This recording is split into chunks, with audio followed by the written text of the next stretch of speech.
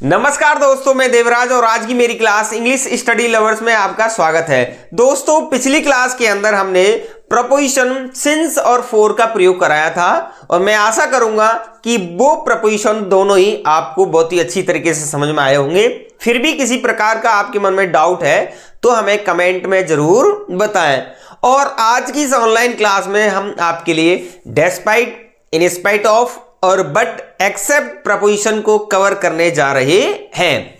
तो दोस्तों, वीडियो को लंबा ना करते हुए शुरू करते हैं। सबसे पहले हम इसका अर्थ जान लेते हैं। डिस्पाइट और इन स्पाइट ऑफ का अर्थ क्या होता है। दोस्तों, इन दोनों ही प्रपोजिशन का अर्थ समान होता है और इन डिस्पाइट ऑफ के बाद इन स्पाइट ऑफ लगा सकते हैं और इन स्पाइट ऑफ के बाद डिस्पाइट ऑफ लगा सकते हैं।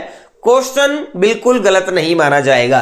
तो इन दोनों का अर्थ होता है के बावजूद। इन दोनों का अर्थ क्या होता है? के बावजूद। ये आपको ध्यान रखना है। अर्थ महत्वपूर्ण है। जब कभी आप किसी प्रोपोजिशन की एरर को सॉल्व करने बैठ जाते हैं या किसी प्रकार के एग्जाम में कोई प्रपोजिशन से रिलेटेड या इंग्लिश से रिलेटेड कोई प्रॉब्लम आती है तो सबसे पहले उस सेंटेंस का आपको मीनिंग आना चाहिए, सेंस आना चाहिए कि क्या कहना चाहता है। अगर आप इन चीजों को निकालना सीख जाते हैं, इंग्लिश के अंदर अर्थों को निकालना सीख जाते हैं, अर्थ को निकालना सीख जाते हैं, तो आप आसानी से इंग्लिश की जितनी भी एरर हैं उनको सॉल्व कर सकते हैं। तो दोस्तों, हम बात चल रही थी डेस्पाइट और इन स्पाइट ऑफ का अर्थ क्या होता है। तो दोस्तों, आपको ध्यान रखना है, इन दोनों का अर्थ होता है के बावजूद। बहुत ही इंपॉर्टेंट है इनका अर्थ जानना। के बावजूद अगर इनका अर्थ समझ में आ गया तो सारी चीजें समझ में आ जाएंगी। तो फर्स्ट रूल क्या कहता है? यूज टू शो, यह शो करने के लिए, दिखाने के लिए समथिंग हैपेंड, यानी कोई घटना हो चुकी है। यानी मान के चलो किसी व्यक्ति को कोई एक्सीडेंट हो गया है, उसके बावजूद भी वो घर आ गया, तो घटना तो घट चुकी है लेकिन उसके बावजूद भी वो जैसे तैसे अपने घर आ पहुंचा। तो उस स्थिति में हम despite of, in spite of का यूज करते हैं। एग्जाम्पल के माध्यम से समझना चाहते हैं। हर वॉइस, उसकी जो आवाज थी, वाज शेकिंग, हिल रही थी, कांप रही थी। ऑल हर एफर्ट, उसने सारे प्रयास किए टू कंट्रोल इट, यानी पहले घटना ये हुई है कि उसने कंट्रोल करने की कोशिश की अपनी आवाज को, लेकिन उसके बावजूद भी उसने कंट्रोल करने की कोशिश की है। She control her voice but her voice shaking, या despite of her voice shaking, यानी उसने अपनी आवाज को कंट्रोल करने की पहले कोशिश की लेकिन उसके बावजूद भी उसकी आवाज जो थी वो हिल रही थी, कांप रही थी, वो गड़बड़ा रही थी, आवाज वो अजीब थी। तो यहां पर हम डिस्पाइट ऑफ या फिर इन स्पाइट ऑफ का प्रयोग करते हैं। ये ध्यान रखना है। इसमें भी गैप होगा, इसमें भी गैप होगा, ये ध्यान रखना है। In spite of. Next example समझना चाहेंगे। She was good at physics, उसकी फिजिक्स बहुत अच्छी है। द फैक्ट, लेकिन महत्वपूर्ण बात यह है, तथ्य है, she found it boring, uninteresting. Boring, वह उसे बोरिंग समझती है, उसे इंटरेस्ट नहीं होता है सब्जेक्ट पढ़ने में। तो फिजिक्स बहुत अच्छी है लेकिन उसके बावजूद, यानी उसके बावजूद तो किसका प्रयोग होगा दोस्तों? डिस्पाइट का प्रयोग होगा। डिस्पाइट या इन स्पाइट का प्रयोग होगा।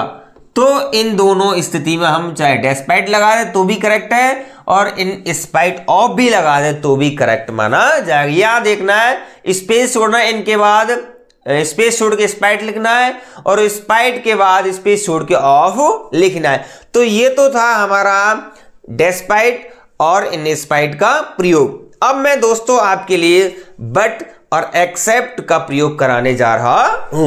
तो दोस्तों, हम बट और एक्सेप्ट को देखने वाले हैं कि इनका अर्थ क्या होता है और इनका अर्थ किस प्रकार से सेंटेंस में यूज होता है। तो दोस्तों, सबसे पहले हम आपके लिए बताना चाहेंगे कि बट और एक्सेप्ट का जो अर्थ होता है वो दोस्तों वो होता है के सिवाय। अर्थ क्या होता है दोस्तों, के सिवाय। ये ध्यान रखना है, इन दोनों ही स्थिति में चाहे बट लगा दो चाहे एक्सेप्ट लगा दो, दोनों ही सेंटेंस, दोनों ही प्रपोजिशन करेक्ट माने जाएंगे। तो पहले हम इसका अर्थ जानते हैं प्रपोजिशन के तौर पर कि प्रपोजिशन का यूज कहां होता है। यानी प्रपोजिशन की पहली ये शर्त होती है कि प्रपोजिशन का यूज तभी होता है जब यह किसी नाउन या प्रोनाउन से पहले लगता है, तब ही प्रपोजिशन का यूज करते हैं। यानी कोई नाउन या प्रोनाउन होता है तो उस स्थिति में हम प्रीपोजिशन का यूज करते हैं। तो सबसे पहले हम देखना चाहेंगे दोस्तों कि बट और एक्सेप्ट का प्रपोजिशन के तौर पर कैसे यूज होता है। तो पहला एग्जाम्पल हम देखना चाहेंगे कि nobody blank Mayank knew the way. तो यहां पर अर्थ को क्या निकालना चाहता है, nobody Mayank knew the way, ये सेंटेंस है और इसका अर्थ क्या होना चाहिए वो देखो। नोबडी कोई भी नहीं, बट सिवाय, एक्सेप्ट सिवाय, मयंक के, कौन के, मयंक के, न्यू द वे, रास्ते को जानता था। यानी उस झुंड में, उस ग्रुप में ऐसा कोई व्यक्ति नहीं था सिवाय मयंक के, यानी मयंक को ही उस रास्ते की पता था, बाकी के अदर जो कैंडिडेट थे उनको उस रास्ते के बारे में नहीं पता था। तो के सिवाय के अर्थ में हम दोस्तों बट और एक्सेप्ट का प्रयोग करते हैं। अब सेकंड एग्जांपल जैसे देखना चाहते हैं, everybody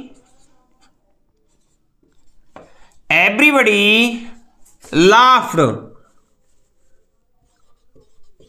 everybody laughed blank me, यानी सारे लोग हंसे, यानी प्रत्येक व्यक्ति हंसे सिवाय मेरे, यानी मैं नहीं हंसा, बाकी के सारे लोग हंसे थे।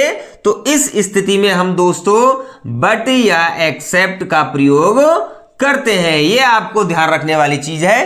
तो ये तो हो गया बट और एक्सेप्ट का प्रीपोजिशन के तौर पर यूज, क्योंकि इनके बाद नाउन या प्रोनाउन आ रहा है। तो इस स्थिति में हम बट और एक्सेप्ट को प्रोनाउन यानी प्रपोजिशन की संज्ञा देते हैं, यानी प्रपोजिशन का नाम देंगे। क्यों देंगे? क्योंकि यहां पर बट और जो एक्सेप्ट है वो नाउन और प्रोनाउन से पहले यूज हो रहा है। अब नेक्स्ट इसका जो सेकंड रूल है वो क्या कहना चाहता है, यहां तो ये प्रपोजिशन के तौर पर यूज होता है और बट और जो सिवाय बट है वो कंजक्शन के तौर पर भी काम करता है। वो कैसे काम करता है मैं आपको बताता हूं कि यदि किसी सेंटेंस में दो सेंटेंस होते हैं उनको कंपाउंड सेंटेंस बनाया जाता है। क्या बनाया जाता है? कंपाउंड सेंटेंस बनाया जाता है। और कंपाउंड सेंटेंस के अंतर्गत वो सेंटेंस कहना कैसा होना चाहिए? एडवर्सेटिव होना चाहिए। ये ध्यान रखना है दोस्तों, क्या होना चाहिए? एडवर्सेटिव होना चाहिए। एडवर्सेटिव का मतलब होता है विरोधाभासी। अब विरोधाभासी क्या होता है? आपको शब्द से ही पता चल गया होगा कि जिन वाक्यों में विरोध होता है, विरोध का मतलब दोनों ही विपरीत सेंटेंस लगते हैं, पहला कुछ दूसरा कुछ, यानी ऐसी स्थिति में हम दोस्तों बट का प्रयोग करते हैं कंपाउंड सेंटेंस में। ये कंजक्शन का काम करता है कंपाउंड सेंटेंस में, दोनों सेंटेंस को जोड़ने के लिए। एग्जाम्पल के माध्यम से समझना चाहेंगे कि जैसे ही इज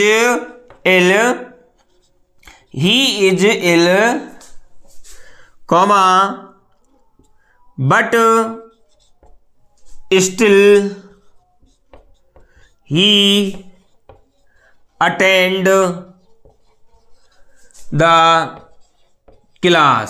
तो अगर आपसे यहां पूछे कि इस सेंटेंस में बट क्या है, तो आपको जवाब देना है, क्योंकि ये दो सेंटेंस को जोड़ रहा है। इसका मतलब है ही इज इल, वह बीमार है, लेकिन इसके बाद यहां पर अर्थ अलग देगा, but still he attend the class, लेकिन उसने अपनी क्लास को क्या किया, अटेंड किया, वो अपनी क्लास में पढ़ने के लिए गया, उसने प्रेजेंट की।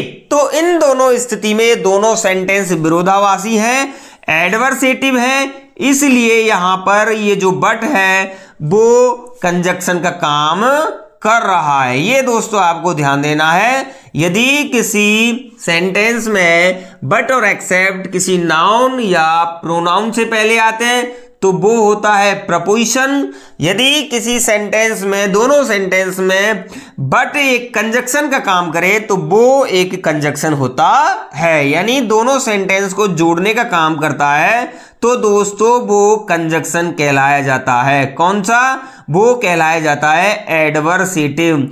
एडवर्सेटिव का मतलब होता है ऐसे दो सेंटेंस जिनमें विरोधाभासी भाव नजर आता है। तो दोस्तों मैं आशा करूंगा आज की क्लास आपके लिए बहुत ही यूजफुल साबित होगी, और पॉइंट ऑफ एग्जाम के दृष्टिकोण से ये क्लास आपको बहुत ही ज़्यादा महत्वपूर्ण साबित होने वाली है। दोस्तों मैं आशा करूंगा कि आज की वीडियो आपको बहुत ही अच्छी लगी होगी।